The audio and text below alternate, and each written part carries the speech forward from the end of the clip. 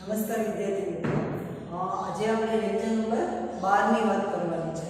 તો આગળ આપણે યાદ કરીએ કે ભાઈ આપણે કયા કયા ટોપિક જોઈ ગયા. આજનો ટોપિક છે મહત્વનો. આગળના ટોપિક જો તમને આવડતા હોય તો તમને આવડી જાય. બરાબર. તો પુષ્પની અંદર આપણે વાત કરી તો કે વજ્રપત્ર એટલે વજ્રચક્રની દલપત્ર અથવા દલચક્ર આ બેને આધારે જે ગોઠવણી થઈ એને શું નામ આપ્યું? કલિકાંતર વિન્યાસ. બરાબર. કલિકાંતર વિન્યાસની વાત કરી. એનાથી આગળ તો કે બીજા બે ચક્ર જોયા, મુકેશર ચક્ર અને સ્ત્રીકેશર ચક્ર. આ બેને આધારે જે ગોઠવણી થઈ, બરાબર, બેના આધારે સ્ત્રીકેશરના આધારે જે ગોઠવણી થઈ છે એ આપણે શું વાત કરી તો કે બીજાશયના સ્થાનના આધારે પુષ્પના પ્રકારોની વાત કરી. બરોબર. હવે આ બે તો વંધ્ય ભાગ હતા. કેવા હતા? વંધ્ય, જે ફલન કરતા નથી. પણ પુકેશર ચક્ર અને સ્ત્રીકેશર ચક્ર છે બંને ફલન કરતા ભાગ છે. હવે જો તો કે પુકેશર ચક્ર એની અંદરથી પરાગાશય, તંતુ અને યોજીની વાત કરી. એમાંથી તો કે પરાગરજ ઉત્પન્ન થશે. શું ઉત્પન્ન થશે? પરાગરજ. અને સ્ત્રીકેશરની અંદર ત્રણ ભાગની વાત કરી. કયા કયા ત્રણ ભાગ? તો કે બીજાશય, પરાગવાહિની અને પરાગાસન. બીજાશયની અંદરથી અંડકોષ ઉત્પન્ન થશે. શું ઉત્પન્ન થશે? અંડકોષ. આ પ્રક્રિયા ઉત્પન્ન થવાની અને જોડાણ થવાની છે ને 12મા ધોરણમાં થશે. યાદ દર્શાવી 12મા ધોરણમાં. એટલે હું તમને શોર્ટકટ આપું. બરાબર. જો તમને થોડી ઘણી ખબર હોય તો આગળનો પ્રશ્ન તમને આવડે. એટલે આ પ્રક્રિયા 12મામાં થશે. એટલે આપણે શોર્ટકટ યાદ રાખીએ. પુકેશર ચક્ર અને સ્ત્રીકેશર ચક્ર બંને તો કે ફળદ્રુપ ભાગ હતા. હવે પુકેશરમાંથી શું ઉત્પન્ન થયું? પરાગરજ. અને સ્ત્રીકેશરમાંથી શું ઉત્પન્ન થયું? અંડકોષ. પરાગરજ છે ને નર કોષ છે. કેવો કોષ છે? નર કોષ. જ્યારે અંડકોષ છે ને માદા કોષ છે. અંડકોષ કેવો કોષ છે? માદા કોષ. હવે જોજો તો કે જ્યારે વનસ્પતિના પુષ્પમાં નર કોષ એટલે કે પરાગરજ અને માદા કોષ એટલે કે અંડકોષ આ બેનું જોડાણ થાય ત્યારે એ ઘટનાને આપણે કહેશું ફલન. શું કહેશું? ફલન. જો આવી રચના હતી સ્ત્રીકેશર હતું ને આવું, બરાબર. આટલો ભાગ શું કીધો આપણે? બીજાશય અથવા તો અંડાશય. આની અંદર એક અંડકોષ ઉત્પન્ન થયો. એક સ્ત્રીકેશરમાં બીજાશય કેટલા? એક. પણ એક બીજાશયમાં અંડકોની સંખ્યા એક અથવા એક કરતા વધારે હોઈ શકે. એટલે અહીંયા ધારો કે એક અંડકોષ છે. અહીંયા ઘણી બધી પરાગરજ છે. પરાગરજ અહીંયા ઉત્પન્ન. એટલે અહીંયા એક અંડકોષ અને એક પરાગરજ. આ બેનું જોડાણ થયું એટલે શું થયું? ફલન. ફલન એટલે પુષ્પના બાકીના ભાગ ખરીદી. પુષ્પના બાકીના ભાગ છે કે આટલો ભાગ થઈ ગયો. એટલે આ શું થયું? બીજાશય. શું વધ્યું? બીજાશય. હવે આ બેનું જોડાણ થઈ ગયું એટલે બે કોષમાંથી કેટલા કોષ બનશે? એક કોષ. કેટલા કોષ બનશે? એક કોષ. ફલનની સંપૂર્ણ પ્રક્રિયા પૂરી થાય એટલે આટલું બને ફળ અને આ બને બીજ. શું બનશે? બીજ. રેડી? તો પુકેશર અને સ્ત્રીકેશરનું જોડાણ થયું તો શું બન્યું? ફળ અને બીજ. એટલે હવે પછીનો આપણો પ્રશ્ન આવશે ફળની રચના સમજાવો અને બીજની રચના સમજાવો. આજે આપણે પહેલો પ્રશ્ન જોવાનો છે ફળની રચના સમજાવો. તો તમને પ્રશ્ન એક પણ પૂછાય ફળની રચના સમજાવો અથવા એક પ્રશ્ન પૂછાય ફળ એટલે શું? ફલનના આધારે ફળના પ્રકારો, ફલાવરણની રચના અને અષ્ટેલા ફળ સમજાવો. આવો પ્રશ્ન તમારે સેટ બુકની અંદર લખવાનો છે કે ફળ એટલે શું? ફળના પ્રકારો, ફલનના આધારે ફલાવરણની રચના અને અષ્ટેલા ફળ સમજાવો. રેડી? હવે જોજો ફળની વ્યાખ્યા. ફલન બાદ વિકાસ પામેલા પરિપક્વ બીજાશયને શું કહેવાય? ફળ કહેવાય. ફલન બાદ નર કોષ માદા કોષના જોડાણ પછી ફલન બાદ આજે સ્ત્રીકેશર હતું એમાંથી આટલા બીજાશયને શું નામ આપવાનું? ફળ. તો ફલન બાદ વિકાસ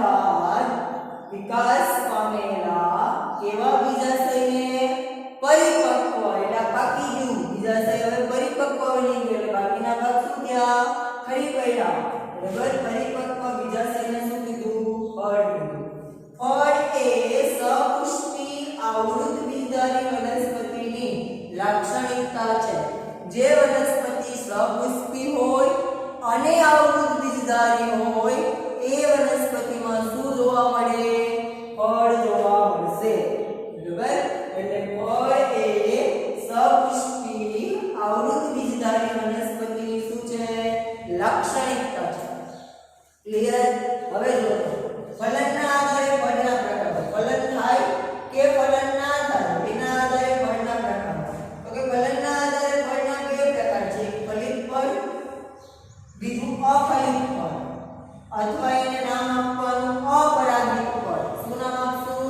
અપરાગિત ફળ ચલો જો ફલિત ફળ એટલે શું તો કે ફલન દ્વારા નિર્માણ થતા પરિપક્વ બીજાશયમાંથી ફલિત ફળ બને એટલે આજે વ્યાખ્યા એ છે ફલન બાદ નિર્માણ પામતા પરિપક્વ બીજાશયમાંથી શું બને ફલિત ફળ બને આ ફળ જેને બીજ ધરાવે અંડરલાઈન કરજો પાઠ્યપુસ્તકમાં આ ફળ શું ધરાવે બીજ ધરાવે કયું ફળ ફલિત ફળ ફલિત ફળ એટલે કેવું ફળ ફલન બાદ નિર્માણ થતું પરિપક્વ બીજાશય એમાંથી ઉત્પન્ન થતું ફળ શું ધરાવે બીજ ધરાવે બરાબર ઉદાહરણ તરીકે તો કે માસલ ફળ અને શુષ્ક ફળ બરાબર માસલ અને શુષ્ક બંને ફળ છે માસલનું ઉદાહરણ લઈએ તો કેરી માસલ ફળ વાલવટાના શુષ્ક ફળ બરાબર તો બંને ફળ શું ધરાવે બીજ ધરાવે અપરાગિત ફળ કોને કહેવાય તો અફલિત ફળ કોને કહેવાય તો કે ફલન વગર બીજાશયમાંથી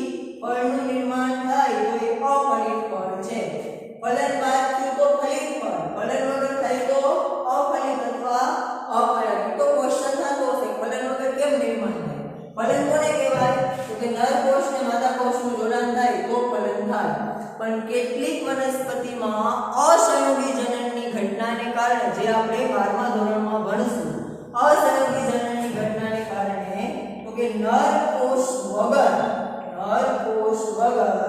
માદાનો કોષ એકલો જ ફલિત થઈ જાય બરાબર તો એ અફલિત ફળ છે આ ફળની અંદર બીજ હોતા નથી કેમ બીજ નહીં હોય તો કે બીજાશયમાંથી ફળ બને અને અંડકોષમાંથી બીજ બને બીજ ક્યારે બને તો કે જ્યારે નર કોષ જોડાય ત્યારે બરાબર હવે નર કોષ જોડાતો નથી કેમ કે ફલન નથી થતું એટલે નર કોષ જોડાતો નથી માત્ર બીજાશય પરિપક્વ બની ફળ બનાવે તો એમાં બીજ હોય ને ઉદાહરણ તરીકે કેળા છે ને અફલિત ફળ છે અથવા અપરાગિત ફળ છે અંગ્રેજીમાં એને કહેવાય પાર્થેનોકાર્પિક ફળ એમસીક્યુમાં આવશે બરાબર તો કેળા છે ને અફલિત ફળ છે રેડી ફલન બાદ વિકાસ પામતા પરિપક્વ બીજાશયને શું કીધું ફળ કોની લાક્ષણિકતા છે સપુષ્પી આવૃત બીજધારી વનસ્પતિની ફલનના આધારે કેટલા પ્રકાર કયા બે ફલિત ફળ અથવા અફલિત ફળ જો ફલન બાદ વિકાસ પામે તો ફલિત ફળ ફલન વગર વિકાસ પામે તો અફલિત ફળ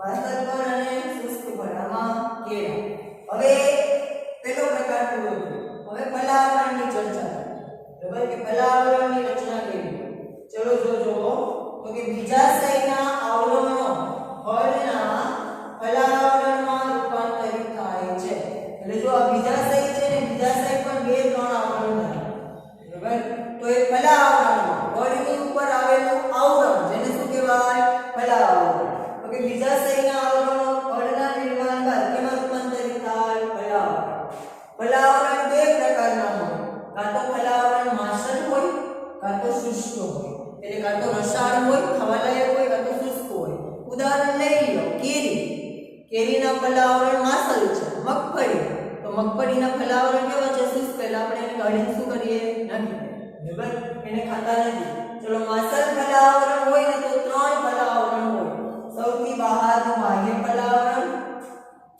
વચ્ચે મધ્ય ફલાવરણ અને સૌથી અંદર અંતઃ ફલાવરણ જો ફલાવરણના બે પ્રકાર છે માસલ ફલાવરણ હોય અથવા શુષ્ક હોય જો માસલ હોય તો ત્રણ ભાગ ધરાવે બહારની બાજુએ બાહ્ય ફલાવરણ વચ્ચેની બાજુએ મધ્ય ફલાવરણ અને અંદરની બાજુએ અંતઃકલા આવરણ. બરાબર. ચલો બીજો પોઈન્ટ પૂરો થયો. અષ્ટિલા પળની વાત કરીએ. અષ્ટિલા પળ કેવું પળ? અષ્ટિલા પળ. અષ્ટિલા પળ એટલે કેવું પળ એની ચર્ચા કરીએ. તો કે આ પ્રકારના પળમાં એક સ્ત્રી કેસર કેટલા છે? એક જ. એટલે શું કહેવાનું? એક સ્ત્રી કેસરી. મુક્ત પણ હોઈ શકે, યુક્ત પણ હોઈ શકે. એક સ્ત્રી કેસરી ઉચ્ચસ્થ બીજાશયમાંથી. બીજાશયનું સ્થાન કેવું છે? ઉચ્ચસ્થ. એનો મતલબ એવો બાકીના વાક્ય ગોઠવાના નીચેની બાજુએ. બરાબર. ઉચ્ચસ્થ બીજાશયમાંથી વિકાસ પામતું ફળ છે એ અષ્ટિલા ફળ છે. અને એક સ્ત્રી કેસરી ઉચ્ચસ્થ બીજાશયમાંથી વિકાસ પામતું ફળ એટલે અષ્ટિલા ફળ જે એક જ બીજ ધરાવે. કેટલા બીજ ધરાવે? એક જ બીજ ધરાવે. ઉદાહરણ તરીકે યાદ રાખવાનું કેરી અને નાળિયેર. ઉદાહરણ શું યાદ રાખવાનું? કેરી અને નાળિયેર. બરોબર. એક જ સ્ત્રી કેસરી એટલે સ્ત્રી કેસરની સંખ્યા કેટલી છે? એક જ. એક જ સ્ત્રી કેસરીમાં બીજાશયનું સ્થાન કેવું થશે? ઉચ્ચસ્થ. આગળ ભણી ગયા. ઉચ્ચસ્થ બીજાશય એટલે કેવું? તો કે પુષ્પના બાકીના ભાગો ક્યાં ગોઠવાના? સ્ત્રી કેસરની નીચે. તો કે ઉચ્ચસ્થ બીજાશયમાંથી વિકાસ પામતું ફળ એટલે કયું ફળ થયું? અષ્ટિલા ફળ. અષ્ટિલા ફળમાં સ્ત્રી કેસર એક જ, બીજાશય એક જ. અંડક એક પણ હોઈ શકે અને એક કરતા વધારે પણ હોઈ શકે. બરાબર. પણ બીજ કેવું છે? એક જ. તો મતલબ શું થયો મિત્રો? એની અંદર અંડકની સંખ્યા કેટલી હશે? એક. એટલે એક અંડકોષ અને એક પરાગરજનું જોડાણ થયું એટલે કેરીના ફળનું નિર્માણ થયું જેની અંદર બીજની સંખ્યા કેટલી હોય? એક. બરાબર. બીજની સંખ્યા કેટલી છે? એક. આગળ આપણે ટામેટાનું ઉદાહરણ જોયું, લીંબુનું ઉદાહરણ જોયું. બરાબર. જે તો કે ઉચ્ચસ્થ બીજાશય તો ધરાવે પણ અંડકની સંખ્યા કેટલી છે? એક કરતા વધારે. આથી બીજ કેવા બને? એક કરતા વધારે. જો એક પોઈન્ટ યાદ રાખવાનો છે, ભૂલાઈ જાય કે એક સ્ત્રી કેસરમાં બીજાશય એક જ પણ એક બીજાશયમાં અંડકની સંખ્યા એક પણ હોય અને એક કરતા વધારે પણ હોઈ શકે. બરાબર. તો એક સ્ત્રી કેસરી ઉચ્ચસ્થ બીજાશયમાંથી વિકાસ પામતું ફળ એટલે કયું ફળ થયું? અષ્ટિલા ફળ. જેની અંદર બીજની સંખ્યા કેટલી છે? એક જ. સરસ મજાની બુકની અંદર એક આકૃતિ દર્શાવી કેરી. તમે જોઈ શકો બુકની અંદર એક આકૃતિ દર્શાવી નાળિયેર. જો મારી જેમ આકૃતિ થાય તો નીચે નામ લખવાનું કે આ કેરી અને આ નાળિયેર. નહીંતર ઓળખાશે નહીં. બરાબર.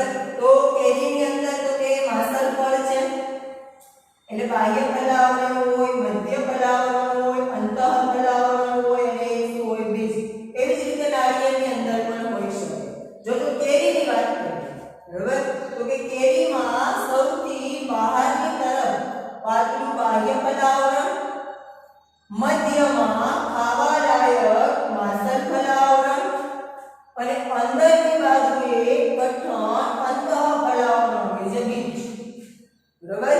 તો ત્રણ ફલાવરણ કેરીમાં જોવા મળે. જ્યારે નાળિયેરની અંદર સેમ પ્રોસેસ છે પણ મધ્ય ફલાવરણ છે ને રેસામાં. કોકોનટની અંદર કેવું હોય? રેસામાં. રેસાઓ જોવા મળતી હોય મધ્ય ફલાવરણની અંદર. તો આટલી વાત કરી.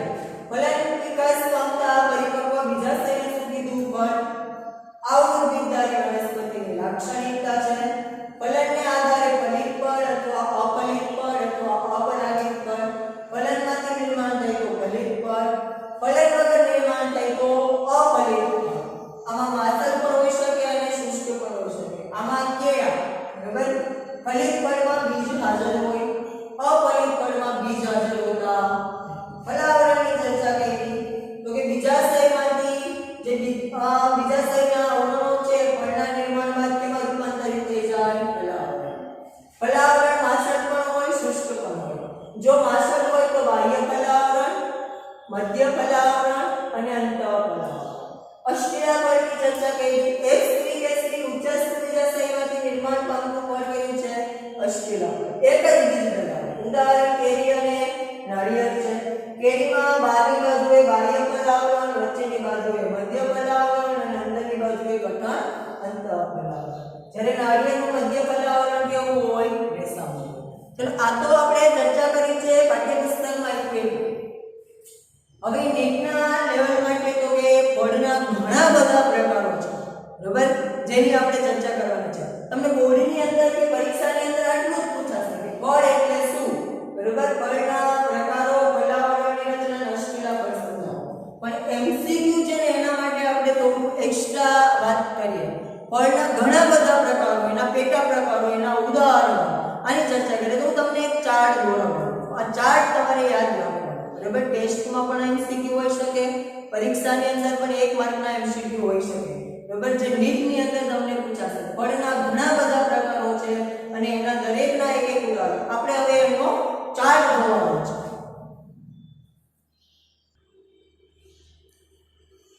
ચલો તો વિદ્યાર્થી મિત્રો, ફળના પ્રકારોનો એક ચાર્ટ મેં અહીંયા દર્શાવ્યો છે.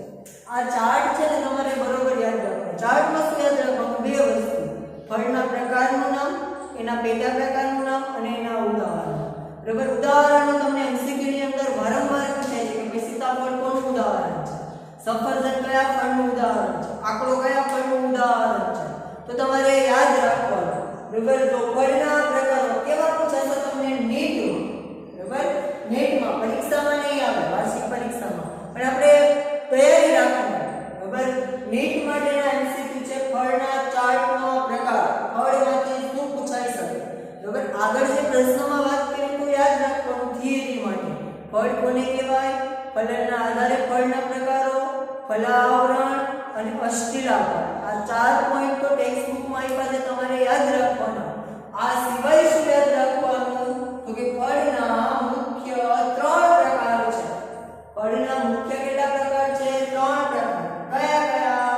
તો કે સરળ ફળ, સમૂહ ફળ અને સંયુક્ત ફળ.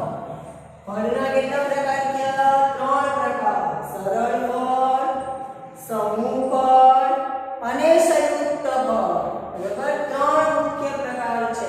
સરળ ફળમાં છે ને 2 પ્રકાર છે. સરળ ફળમાં પાછા 2 પ્રકાર છે. એક શુષ્ક ફળ અને બીજું રસાળ ફળ, બરાબર. પેલું સરળ ફળ જોઈએ તો સરળ ફળમાં 2 પ્રકાર પડ્યા: શુષ્ક ફળ અને રસાળ ફળ. ચાર્ટની અંદર દોરવાનું, બરાબર. શુષ્ક ફળમાં પાછા 2 પ્રકાર છે. શુષ્ક ફળમાં પાછા 2 પ્રકાર: સ્પોટનશીલ ફળ અને અસ્પોટનશીલ ફળ. હવે જો શુષ્ક ફળ કોને કહેવાનું? તો કે સૂકું હોય, બરાબર. રસાળ ફળ કોને કહેવાનું? તો કે માસલ ફળ. હમણાં ઉદાહરણ એક કેરી છે તો રસાળ ફળ છે, બરાબર. મગફળી, વાલ, વટાણા છે તો કેવું ફળ છે? શુષ્ક ફળ. તો રસાળ સરળ ફળના 2 પ્રકાર પડ્યા: શુષ્ક ફળ અને માસલ ફળ. હવે શુષ્ક ફળમાં 2 પ્રકાર પડ્યા: સ્પોટનશીલ ફળ અને અસ્પોટનશીલ ફળ. સ્પોટન તૂટી શકે એવું ફળ અને ના તૂટી શકે એવું ફળ, બરાબર. તો સ્પોટનશીલ ફળમાં પાછા 4 પ્રકાર છે. કયા કયા? તો એક સ્પોટી ફળ, સિંગ ફળ. સિંગ એટલે કેવું? સિંગ વાળું, સિંગની કોની વનસ્પતિની ચર્ચા કરીને. ત્રીજું રાબર ફળ અને ચોથું કુટપટિકા, તો ફટપટિકા, બરાબર. તો એક સ્પોટનશીલ એટલે એક સ્પોટી ફળ, સિંગ ફળ, રાબર ફળ અને ફટપટિકા ફળ. એક સ્પોટીના ઉદાહરણ યાદ રાખવાનું: આકડો અને બારમાસી. આકડો અને બારમાસી કોના પ્રકાર છે? એક સ્પોટીના. એક સ્પોટી કોનો છે? સ્પોટનશીલ. સ્પોટનશીલ કોનો છે? શુષ્ક ફળ. અને શુષ્ક ફળ કોનો છે? સરળ ફળ. તો એક સ્પોટીના ઉદાહરણ યાદ રાખવાનું: આકડો અને બારમાસી. સિંગ ફળ, સિંગવાળા, વાલ અને વટાણા. બે ઉદાહરણ યાદ રાખવાનું. સિંગ ફળમાં વાલ અને વટાણા. રાબર ફળ, તૂટી શકે એવું. કપાસ અને ધતુરો. કપાસ અને જો તમે કપાસનો રેડો જોયો, બરાબર, તૂટે, બરાબર. તો રાબર ફળમાં કપાસ અને ધતુરો. ફટપટિકાની અંદર રાય. ફટપટિકાની અંદર શું યાદ રાખવાનું? રાય. કોના પ્રકાર થયા? સ્પોટનશીલ. અસ્પોટનશીલ ફળ. અસ્પોટનશીલ ફળ છે ને તો કે 5 પ્રકારનું છે: ધાન્ય ફળ, ચર્મ ફળ, કાષ્ઠ ફળ, રોમવલય ફળ, સપક્ષ ફળ. તો નામ યાદ રાખવું પડશે. તમને થતું હશે આવા નામ હોય છે, બરાબર, તો નામ યાદ રાખવું પડશે. અસ્પોટનશીલ તૂટી ના શકે એવા ફળમાં ધાન્ય ફળ, ચર્મ ફળ, કાષ્ઠ ફળ, રોમવલય ફળ, સપક્ષ ફળ. ધાન્ય ફળમાં ઘઉં અને મકા. શું યાદ રાખશું? ઘઉં અને મકા.